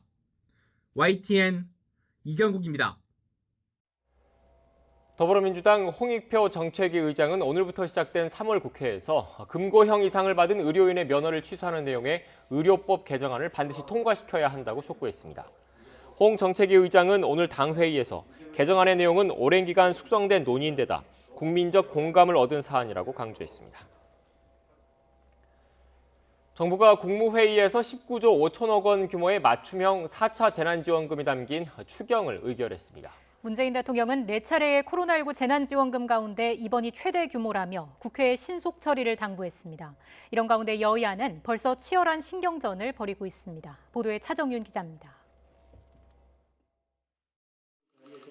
정부가 국무회의에서 19조 5천억 원 규모의 맞춤형 재난지원금이 담긴 추경을 의결했습니다. 15조 원의 추경에 기존에 확보된 예산 4조 5천억 원을 더한 4차례에 걸친 코로나 재난지원금 가운데 가장 큰 규모입니다. 문재인 대통령은 어느 때보다 심각한 민생과 고용 위기를 극복하려는 정부의 의지가 담겼다면서 국회에 신속한 처리를 당부했습니다. 이번에 재난지원금은 4차례의 코로나 재난지원금 중 가장 큰 규모로 두텁고 폭넓게 피해계층을 지원하면서 사각지대를 최소화하는 데 각별히 신경을 썼습니다. 하지만 역대 슈퍼 추경안 심사를 놓고 여야의 치열한 신경전이 전망됩니다. 더불어민주당은 2주 동안의 예결위 심사를 거쳐 이르면 오는 18일 본회의에서 추경안을 처리한다는 목표를 세웠습니다. 최대한 신속하게 심사를 마무리해 이달 말부터 지원금을 지급하도록 한다는 계획입니다. 무엇보다 추경 심사를 빠르게 진행해서 3월에 재난지원금 지급이 가능하도록 하겠습니다. 모쪼록 이번 재난지원금이 민생 회복과 경제 도약을 앞당기는 마중물이 되기를 바랍니다. 이에 대해 국민의힘은 국고를 무시한 선거용 매표 행위라며 송고 심사를 예고했습니다. 국가 채무가 1,000조 원이 육박한 상황에서 불어난 채무 비율을 어떻게 해결할지에 대한 답은 여당이 내놓지 못하고 있다는 겁니다. 사실상 매표 행위나 다를 바가 없습니다. 국고를 무시한 매표 행위에 국민들의 각성이 반드시 앞서야 할 것입니다. 정부는 의결된 추경안을 모레 국회에 제출할 예정인 가운데 추경안과 상생연대 3법 등 쟁점 법안을 두고 정치권의 전운이 감돌고 있습니다. YTN 차정훈입니다. 그럼 이어서 오늘 발표된 4차 재난지원금의 구체적인 내용을 취재기자와 함께 정리해 보겠습니다. 네, 경제부 김태민 기자 나와 있습니다. 어서 오십시오. 네, 안녕하세요. 자, 먼저 이번에 편성된 19조 5천억 원 어떻게 구성되는지부터 자세하게 정리해 주시죠. 네, 이번 4차 피해 지원 대책을 위해 편성된 예산은 모두 19조 5천억 원입니다. 이 가운데 기존 예산 4조 5천억 원을 제외한 15조 원은 추경을 통해 마련됩니다. 15조 원은 역대 추경 가운데 세 번째로 큰 수준입니다. 항목별로 따져보면 소상공인과 고용취약계층을 위한 긴급 피해 지원금에 가장 많은 8조 1천억 원이 투입됩니다. 그 밖에 긴급 고용대책으로 2조 8천억 원, 코로나 백신 구매 등 방역대책에 4조 1천억 원이 사용될 예정입니다. 또 기존 예산 4조 5천억 원은 소상공인, 중소기업 피해 지원과 고용지원, 저소득층 지원 등에 각각 쓰일 예정입니다. 이렇게 피해 지원책으로 직간접 혜택을 받는 수혜계층은 모두 690만 명에 달할 것으로 추정됩니다. 네, 김태민 기자 이렇게 전반적인 현황을 정리해 주셨는데 아무래도 가장 관심이 쏠리는 거는 한 명에게 얼마씩 지급되는지 이 지원금의 규모일 텐데 얼마씩 돌아갈 것으로 보입니까? 네, 맞습니다. 사회적 거리두기 영향으로 영업이 금지되거나 제한됐던 소상공인들에게 긴급 피해 지원금, 그러니까 버팀목 자금이 지급될 예정인데요. 아무래도 지원 단가가 가장 큰 관심이었습니다. 정부는 최대 300만 원이었던 지원 단가를 500만 원으로 대폭 올리고 단계를 3개에서 5개로 세분화했습니다. 우선 집합금지 조치가 연장되면서 가장 피해가 컸던 실내 체육시설과 노래연습장 등 11개 업종 11만 5천 곳에 500만 원이 지급됩니다. 또 집합금지 조치가 완화된 학원과 겨울 스포츠 시설은 400만 원, 식당, 카페 등 집합 제한 업종은 300만 원의 지원금을 받게 될 예정입니다. 집합 금지나 제한 조치를 받진 않았지만 매출이 20% 이상 떨어진 경영 위기 업종에는 200만 원, 나머지 일반 업종은 100만 원을 받게 될 예정입니다. 이렇게 소상공인 버팀목 자금으로 이전보다 2조 원 이상 늘어난 6조 7천억 원의 추가 예산이 투입될 예정입니다. 예. 그렇다면 이번 재난지원금 대상 업체 수도 그만큼 늘어나게 될까요? 네, 그렇습니다. 정부는 이번 소상공인 지원 대상 조건을 대폭 완화해서 폭넓게 지원하기로 했습니다. 이에 따라 상시 근로자가 5명이 넘는 업체도 지원 대상에 포함됐고요. 매출 한도 역시 기존 4억 원에서 10억 원 이하 업체까지 크게 올랐습니다. 단 코로나 사태 이전과 비교해서 지난해 매출이 감소한 경우라는 조건은 그대로 유지됐습니다. 이 밖에도 한 명이 여러 업체를 운영할 경우에도 지원 금액의 최대 2배까지 받을 수 있도록 했습니다. 또 지난해 12월 이후 신규 창업한 소상공인에 대해서도 지원금을 지급하기로 결정했습니다. 이에 따라 지원 대상은 기존 버팀목 자금을 받았던 280만 개 업체에서 105만 개 늘어난 385만 곳으로 증가할 예정입니다. 네, 김태민 기자, 코로나19 상황이 1년 넘게 이어지면서 고용 상황도 지금 심각한 상황이지 않습니까? 맞습니다. 일자리 대책도 나왔습니까? 네, 코로나19 재확산 여파로 특히 지난해 말부터 올해 초까지 고용 충격 수준의 일자리 한파가 몰아쳤습니다. 이에 정부는 2조 8천억 원을 투입해서 긴급 고용 대책을 마련하기로 했는데요. 이 예산 가운데 가장 큰 비중을 차지하는 것이 2조 1천억 원이 투입되는 일자리 창출 사업입니다. 우선 청년과 중장년, 여성 등 3대 취약계층을 중심으로 맞춤형 일자리 27만 5천 개를 창출한다는 계획입니다. 청년은 디지털 문화체육, 여성은 돌봄 교육, 중장년은 방역과 안전 등으로 맞춤 분야를 설정해서 지금 우리 사회에 필요한 실질적인 일자리를 만들겠다는 겁니다. 또 앞서 지난번 일자리 대책에서는 나라 돈으로 단순 아르바이트 일자리를 만든다 이런 지적이 있었는데요. 네. 이번에는 직무교육과 고용 연계 사업을 통해서 지속 가능한 일자리를 공급하는 데 중점을 뒀다고 설명했습니다. 예. 이 밖에 또 어떤 분야의 예산이 투입될까요? 네, 이 밖에도 지난주부터 접종이 시작된 코로나19 백신 7,900만 명분을 확보하기 위한 예산 2조 3천억 원이 추가 편성됐습니다. 또 이 백신을 안전하고 신속하게 접종받을 수 있는 인프라 구축을 비롯해서 의료기관 손실보상 등에 1조 8천억 원이 투입됩니다. 추경 예산뿐 아니라 기존 예산 4조 5천억 원을 활용한 피해 지원 패키지도 마련됩니다. 중소상공인 긴급 경영자금을 위한 3조 2천억 원 규모의 금융지원 방안과 정책 융자 상품 공급, 또 지역 상품권 발행 등을 함께 추진해서 이 지원금 효과를 극대화하겠다는 계획입니다. 네, 일단 이렇게 정부 차원의 추경안이 국무회의에서 의결되긴 했는데 이 돈이 실제로 풀리려면 결국 국회 문턱을 넘어야 되는 거 아닙니까? 예, 맞습니다. 정부는 오늘 국무회의에서 의결한 추경안을 모레 국회에 제출할 예정입니다. 이에 따라 이달 중순에 추경안이 국회를 만약에 통과한다면 이달 말부터는 안내 문자 발송과 지원금 지급이 개시될 수 있을 전망입니다. 또 긴급 고용안정지원금과 관련해서는 이달 말까지 70만 명에 대해서 50만 원 지급이 완료되고요. 신규 대상자 10만 명은 한 달에서 2달 정도의 기간이 더 필요할 것으로 보입니다. 네, 사실 추경이 이루어질 때마다 국가 채무 증가에 대한 우려도 꾸준히 제기가 돼 왔는데 이번에 지원책을 위한 재원은 어떻게 마련이 됩니까? 네, 가장 큰 문제라고 할 수 있습니다. 이번 지원책에 막대한 예산이 들어가는 만큼 추가 지원 마련 방안이 가장 큰 관심이었습니다. 정부는 추경 예산 15조 원 가운데 가용재원 5조 1천억 원을 뺀 9조 9천억 원, 그러니까 한 10조 원 정도를 국채 발행을 통해서 조달할 계획입니다. 이에 따라 추경 이후 GDP 대비 국가 채무 비중은 47.3%에서 0.9%포인트 올라간 48.2%가 되고요. 연말 기준 국가 채무 전망치는 965조 9천억 원으로 1,000조 원에 바짝 다가설 것으로 보입니다. 홍남기 부총리는 추경안 발표 직후 자신의 SNS를 통해서 부채 증가 속도를 경계할 필요가 있다는 의견을 내비쳤습니다. 우리나라의 GDP 국가 채무 비중이 여전히 OECD 평균보다는 낮지만 증가 속도가 결코 안심할 수 없는 수준이라는 건데요. 코로나 위기 대응에 막대한 재정이 투입되면서 2, 3년 안에 국가 채무 비중이 40%대에서 50%까지 올라갈 것으로 보인다고 밝혔습니다.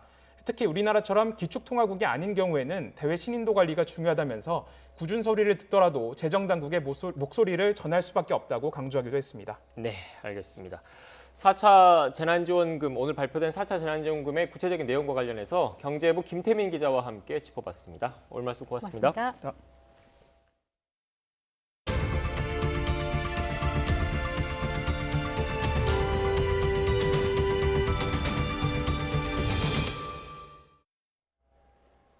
대낮에 서울 주택가에서 만취한 50대가 주차하려다가 다른 차량을 연이어 들이받았습니다. 신고를 받고 경찰이 출동했지만 연행을 거부하고 파출소에서도 난동을 부려 공무집행 방해 혐의까지 받고 있습니다. 보도에 손효정 기자입니다. 지난달 20일 오후 4시 반쯤 서울 서초동의 한 주택가. 검은색 승용차 한 대가 도착하더니 운전석에서 대리기사가 내립니다. 뒷좌석에서 비틀거리며 내린 50대 차주 김모 씨. 한눈에 보기에도 몸을 가눌 수 없을 정도로 만취했습니다. 대리기사가 떠나자 김 씨가 직접 운전대를 잡더니 주차를 시도합니다. 급출발과 급정차를 반복하길 여러 번. 결국 다른 차량을 연이어 들이받습니다. 간신히 주차장에 들어서더니 주차된 트럭을 여러 번 부딪히고서야 멈춰섭니다. 당시 김 씨의 혈중 알코올 농도는 면허 취소에 해당하는 0.08% 수준. 내가 이제 술을 좀 과했기 때문에 내렸다가 또 다시 이제 교통 방해될까봐 그걸 다시 이렇게 갔던 것 같은데, 그래서 뒤로는 와중에 이제 차를 부딪히고 그런 것 같아요. 음주운전 신고를 받고 경찰이 출동했지만 파출소에 연행되는데 걸린 시간은 2시간. 문을 걸어 잠그고 나오지 않거나 경찰과 몸싸움을 벌인 겁니다. 체포해서 갈 때 막 소방관도 오고 문을 안 열어줘서 아무튼 설득을 해서 가는데 해가 지금 6시가 넘었으니까. 김 씨는 파출소에서도 술이 깨지 않은 듯 소리를 지르고 난동을 피웠습니다. 와이프도 와가지고 남편이 진정시키는데 와이프도 못 알아보더라고. 살면서 그런 역 처음 들어봐. 이런 역도 있구나. 경찰은 A 씨에 대해 음주운전 외에 공무집행 방해와 관공서 주치소란 혐의를 함께 적용할 수 있을지 검토하고 있습니다. YTN 손유정입니다. 1억 원이 넘는 수표와 현금이 든 금고를 헬스장에서 통째로 훔친 일당 가운데 한 명이 경찰에 붙잡혔습니다. 서울 강남경찰서는 어제 40대 A씨에 대해 구속영장을 신청했다고 밝혔습니다. A씨는 일당 3명과 함께 지난달 25일 새벽 자신이 다니던 서울 강남구의 헬스장에 있는 금고와 골프 용품 등을 통째로 훔친 혐의를 받습니다. 요즘 스포츠계 폭력 파문이 갈수록 커지고 있는데 수영에서는 이런 사건도 있었습니다. 코치가 초등학생 제자를 둔기로 때린 것도 모자라 물에 억지로 넣었다 뺐다를 반복하는 학대까지 자행한 것으로 공소장에서 드러났습니다. 해당 코치는 조작됐다고 반박했습니다. 김범환 기자가 취재했습니다. 한때 수영 챔피언을 꿈꿨던 중학생들. 하지만 초등학교 때 수영 훈련을 생각하면 지금도 치가 떨릴 정도입니다. 스패너로 제 정강이랑 발등을 때리고 그때도 계속 멍들어서 한 3개월 동안 멍이 계속 지속됐었고요. 사실상 맞지 않는 날이 없었다는 것입니다. 수영 코치가 오리발로 때리는 것은 기본이었고 심지어 물에 밀어넣어 밟는 행동까지 했다고 말했습니다. 머리를 잡고 왔다 갔다 계속 하면서 왔다 갔다 하면 숨을 설치할 때 약간 들어가지거든요, 물에. 그게 진짜 반복되다 보니까 숨을 못 쉬겠는 거예요. 그 상태에서 등 눌러가지고 발로 밟고 또 몸이 떠오르잖아요. 그 상태에서 몸이 떠오르고 있는데 복부를 그 무릎으로 강타하고. 얼마나 세게 맞았던지 생명의 위협까지 느꼈다고 설명했습니다. 물속에 박혀서 못 나오게 발로 누르고 손으로 계속 눌러서 못 나오게 해서 물 마시고 숨 못 쉬어서 그때도 한번 죽을 뻔했었고. 도와서 시작한 수영이 악몽이 된 겁니다. 무차별 폭행에도 어린 학생들은 맞고 있다는 사실을 부모님께 알리지 않았습니다. 수영을 하고 싶어서 전화까지 했고 무엇보다 부모님을 실망시키고 싶지 않았기 때문입니다. 견디다 못해 뒤늦게 부모님께 알리긴 했지만 이후에도 폭행은 계속됐다고 했습니다. 검찰이 지난 2016년부터 2년 동안 확인한 피해 학생은 모두 3명입니다. 죽자리 쳤다고. 형이 이렇게 무릎 꿇고 내한테 한다. 내가 이렇게 누구한테 무릎 꿇고 이렇게 해본 적 없어. 무조건 반성한다고. 진짜 미안하다. 미안하다. 무조건 미안하다. 무조건 잘못했다. 그거는 다 내가 내 잘못이라고. 검찰은 전 초등학교 수영 코치 A씨를 아동학대와 특수폭행, 상해, 폭행 등 4가지 혐의를 적용해 재판에 넘겼습니다. 이 대해 A씨는 폭행 사실을 전면 부인하며 당시 학부모에게 한 사과는 수영부를 살리기 위해 어쩔 수 없이 한 것이었다고 말했습니다. 다른 애들은 안 맞고 왜 걔네들만 맞았다 그러냐고. 다른 애들은 본 적도 없고 때린 거 본 적도 없고 맞은 적도 없는데 다른 애들도 때리는 것도 본 적 없는데 우리 코치님은. 치열한 법정 공방 속에 재판부가 어떤 판결을 내릴지 주목됩니다. YTN 김범환입니다. 축구선수 기성용의 초등학교 시절 성폭력 가해 의혹을 폭로한 변호사가 여론전 대신 법정에서 진실을 밝히자고 제안했습니다. 법무법인 현의 박지훈 변호사는 보도자료를 내고 기성용 측에 되도록 빨리 피해자들을 상대로 민형사소송을 제기해 줄 것을 정중히 요청한다고 밝혔습니다. 이어 애초 공개하려 했던 증거는 다른 관련자들의 인격권 보호 측면에서 일반에 공개하기 어렵다며 법정에서 또는 수사기관을 통해 기성용 측에 제공하겠다고 전했습니다. 걸그룹 에이프릴의 멤버 이나은이 학교폭력 의혹에 휩싸이자 소속사 측은 법적 대응에 나서겠다고 밝혔습니다. 소속사 DSP 미디어는 이나은이 학창 시절에 썼다는 SNS 댓글 등은 악의적인 합성이라며 근거 없는 허위 사실에 대해 형사 고소를 진행하겠다고 밝혔습니다.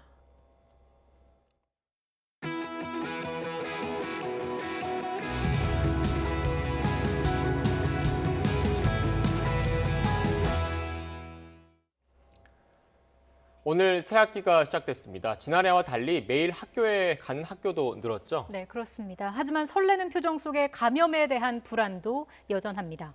특수학급에 다니는 학생의 학부모 직접 연결해서 이야기 나눠보겠습니다. 안녕하십니까? 네, 안녕하세요. 네, 고등학생 자녀를 두셨다고요. 자녀가 올해 몇 학년인지 간략한 소개부터 말씀해 주시죠. 네, 저희 아들은 고등학교 1학년, 신림고등학교 1학년이고요. 이름은 이신우, 지적장애를 가지고 있는 학생입니다. 네. 선생님, 오늘 고1이면 고등학교 입학식이 있었을 텐데 직접 학교에 가보셨습니까? 가고는 싶었는데 학교 그 개별학습반으로 등교시켜달라고 해서 개별학습반에만 보내고 저는 집으로 왔습니다.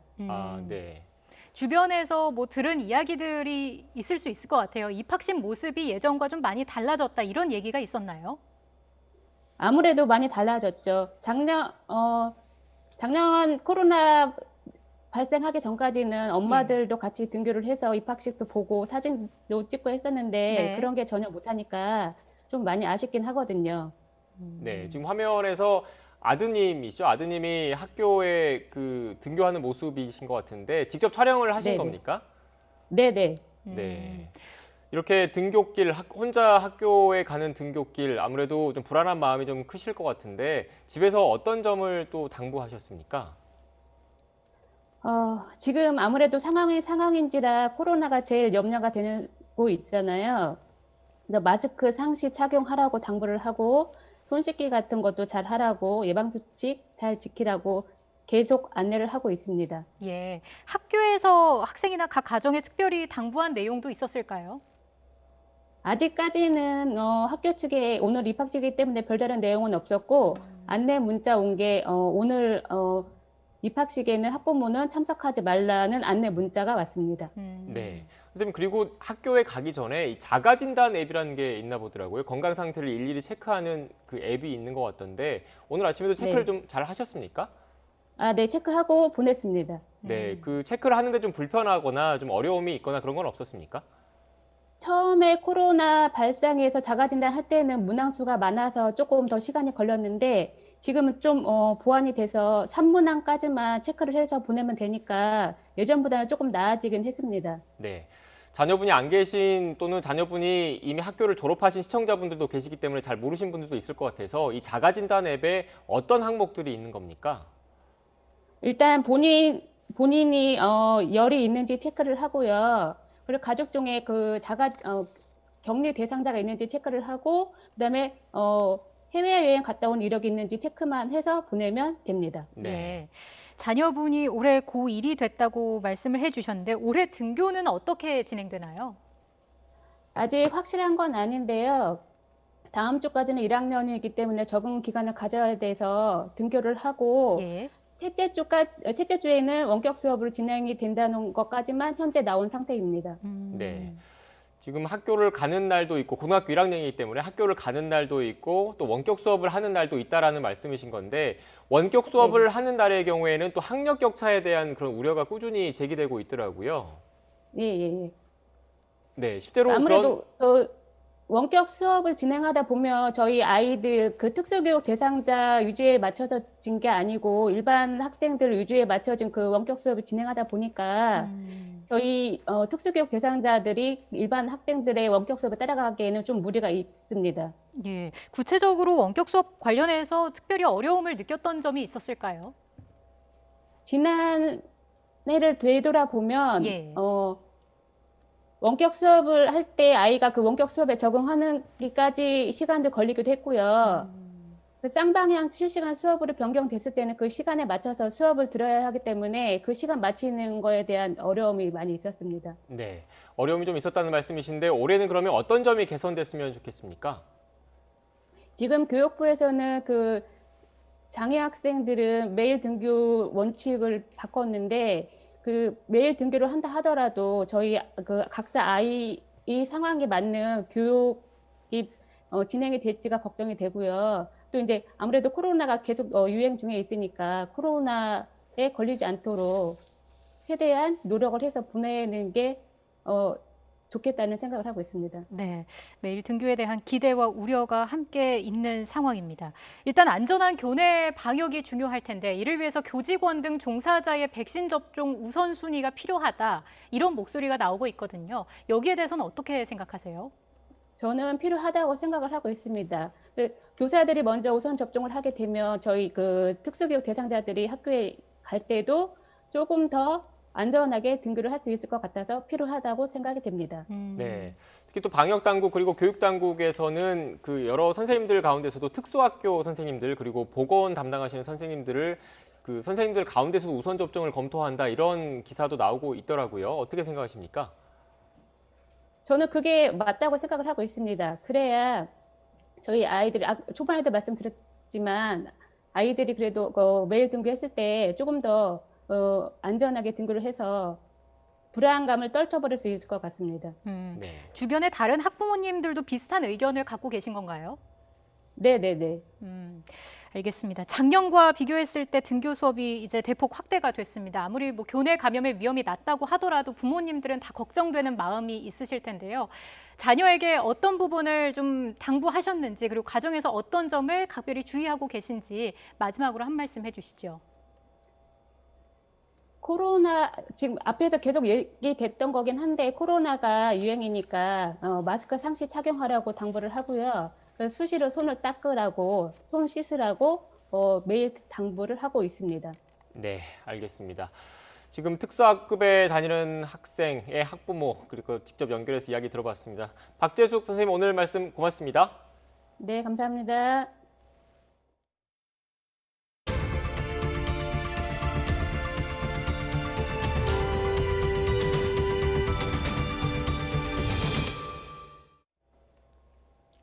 네, 코로나19 관련 소식 좀 더 이어가겠습니다. 코로나19 사태가 올해 말까지 종식되기는 어려울 것으로 세계보건기구죠. WHO가 전망했습니다. 백신 접종으로 중증 환자를 줄이고 확산을 어느 정도 통제할 수는 있겠지만 올해 말까지 바이러스를 잡을 수 있다고 생각하는 것은 섣부르고 비현실적이라는 겁니다. 김형근 기자가 보도합니다. 올해 말까지 바이러스를 잡을 수 있다고 생각하는 건 섣부르고 비현실적이다. 세계보건기구 WHO는 최근 백신 접종에 따른 낙관론에 대해 이같이 선을 그었습니다. WHO는 다만 우리가 현명하게 대응한다면 입원과 사망, 그리고 팬데믹과 관련된 비극을 끝낼 수는 있을 것이라고 밝혔습니다. 그러면서 최근에 승인된 여러 백신이 바이러스의 폭발적 확산을 억제하는 데 도움이 되는 것 같다고 설명했습니다.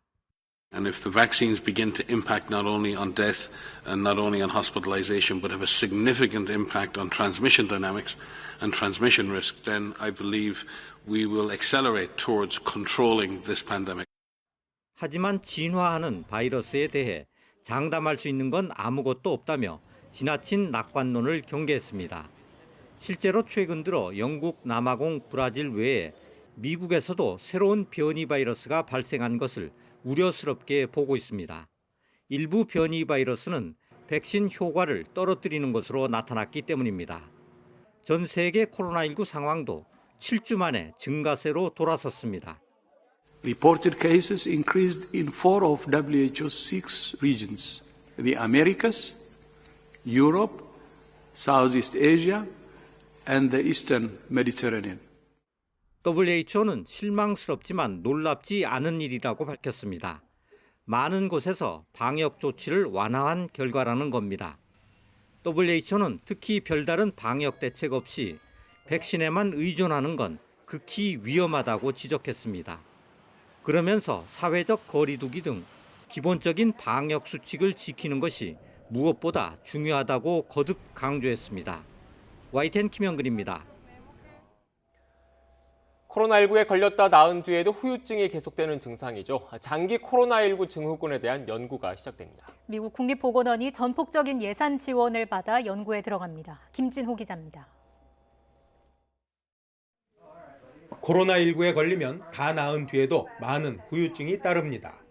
피로, 두통, 후각, 미각 상실, 기침, 머릿속에 안개가 낀 듯 집중력이 떨어지는 현상, 근육통 등 알려진 것만 해도 100여 가지에 이릅니다. 최근 발표된 워싱턴 대학의 연구에서는 이 대학병원에서 치료받은 코로나19 환자 중 30%는 최대 9개월 뒤까지도 증상이 나타났다고 밝혔습니다.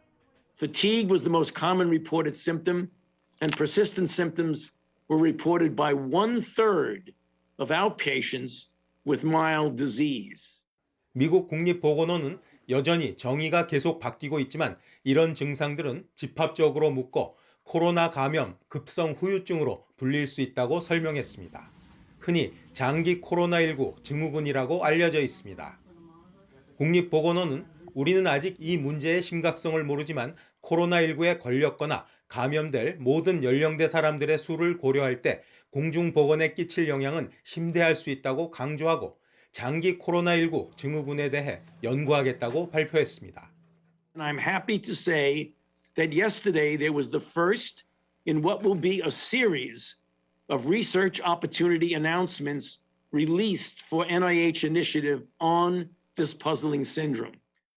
연구 목적은 코로나 바이러스가 어떻게 광범위하고 장기적으로 후유증을 유발하는지를 규명하고 이를 치료 예방할 방안을 마련하는 것입니다. 이를 위해 이 연구에서는 다양한 인구 집단에서 나타나는 회복의 양태와 어떤 생물학적 요건이 장기적인 후유증을 유발하는지를 집중 연구하게 됩니다.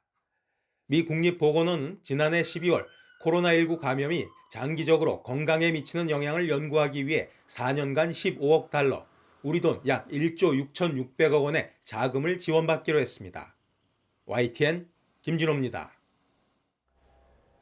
육군이 주요 접경 지역에 설치하고 있는 경계형 CCTV의 핵심 장비 원산지가 둔갑됐다는 의혹, 지난해 단독으로 전해드렸는데요.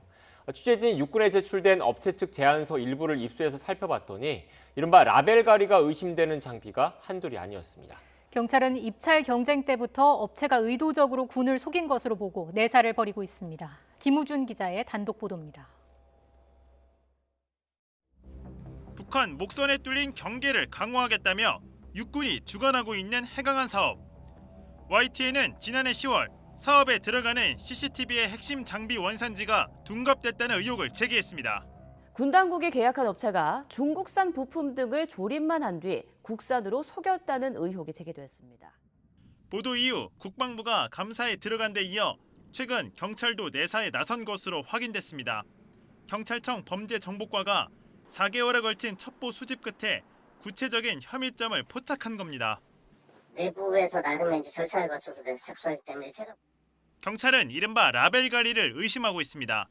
해강한 사업에 선정된 A 업체가 외국산 장비를 들여와 놓고선 자신들이 직접 만들었다며 허위 증명서를 군에 제출했다는 게 핵심입니다. 취재진이 확보한 A 업체 제안서 일부입니다. 레이저로 거리를 측정하는 장비를 직접 제조했고 품질까지 보증한다고 적혀 있습니다. 하지만 국방부 감사 결과 레이저 거리 측정기는 스위스산으로 드러났습니다. 열상 카메라 역시 A사가 만들었다고 주장했지만 핵심 부품인 렌즈는 이스라엘에서 가져온 것으로 조사됐습니다.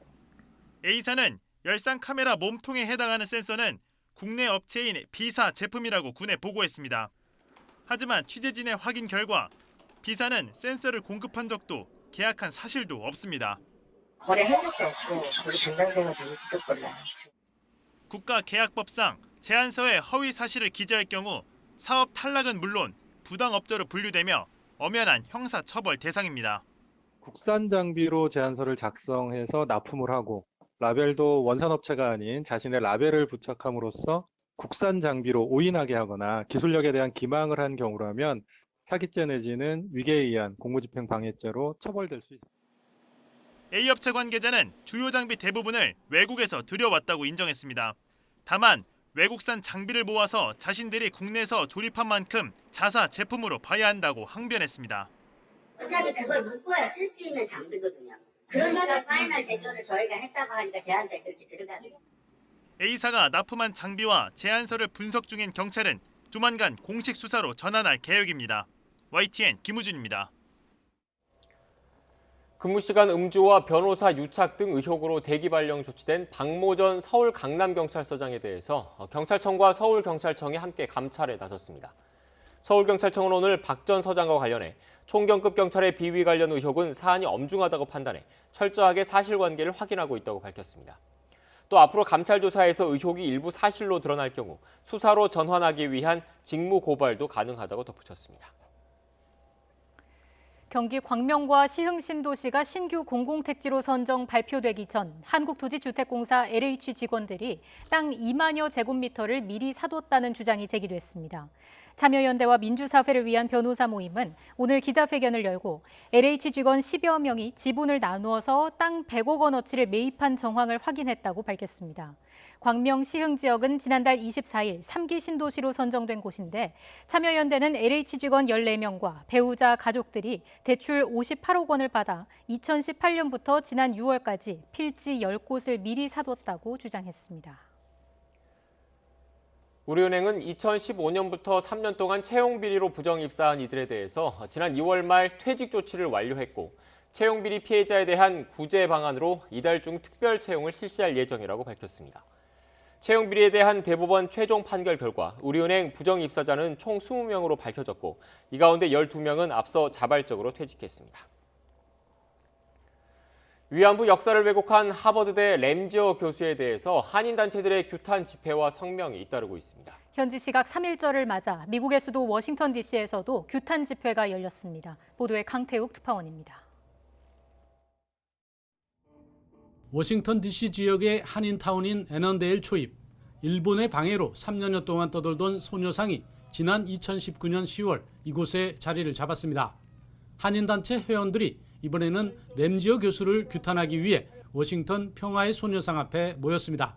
Apologize to comfort women. Stop lying, Ramzayer. Stop lying, Ramzayer. 이들은 지난 2007년 미국 하원이 위안부와 관련해 일본 정부의 책임을 촉구하는 결의안을 통과시킨 것도 상기했습니다. 그러면서 각계 인사의 서명을 받아 램지어 교수와 하버드대 학술지에 보내 왜곡된 사실의 교정과 사과를 요구할 계획입니다. 역사 부정에 맞서 일본군 성노예제 문제의 진실이 이번 기회에 알려지도록 하기 위해서입니다. 우리는 램자이어 교수가 즉시 자발적으로 자신의 논문을 철회할 것을 강력히 요구하며 현재 몇 분 남지 않은 위안부 생존자분들께 진심으로 사과할 것을 촉구한다. 앞서 지난달 17일에는 동북부 지역 한인단체들이 뉴저지주 기린비 앞에서 규탄 집회를 열었습니다. 이어 지난달 27일에는 코네티컷주에서도 소녀상 앞에서 한인들의 규탄 시위가 이어졌습니다. 오는 6일 보스턴시 하버드대 앞에서도 규탄 집회가 예정돼 있는 등 램지어 교수와 논문을 비난하는 한인들의 목소리는 더 이어질 것으로 보입니다. 워싱턴 DC 인근 버지니아 애넌데일에서 YTN 강태욱입니다. 3월의 시작부터 이례적인 폭설이 쏟아졌습니다. 강원도 강릉 분기점의 모습인데요. 지금도 제설 작업이 진행 중이고요. 차량들은 천천히 거북이 운전을 하고 있습니다. 서울 양양선 부근을 한번 살펴볼까요? 터널 출입 구간 모습인데요. 그늘진 곳에 이렇게 도로 살얼음이 끼어 있습니다. 터널 주변에서는 반드시 속도를 줄이고 평소보다 서행 운전하셔야겠습니다. 정말 많은 눈이 내렸습니다. 강원 산간에는 1m에 가까운 눈이 이틀 동안 쌓였는데요. 다행히 오후 1시 반을 기해서 영동의 대설특보는 해제됐고요. 저녁 전에 눈은 차차 그칠 것으로 보입니다. 다만 이번 주 토요일 영동 지방에 또 한 번 눈 예보가 나와 있습니다. 시설물 피해를 최소화하도록 주변 점검 잘 해주셔야겠습니다. 오늘 찬바람이 강하게 불면서 날이 무척 쌀쌀합니다. 내일 아침 서울 기온은 영하 2도, 철원은 영하 10도까지 떨어지면서 반짝 추위가 찾아오겠고요. 다행히 낮부터는 추위가 금세 누그러지겠습니다. 그리고 남은 한 주간은 다시 포근한 봄 날씨가 이어지겠습니다. 날씨 정보였습니다. 더 뉴스 마치겠습니다. 저희는 내일 다시 뵙겠습니다. 고맙습니다.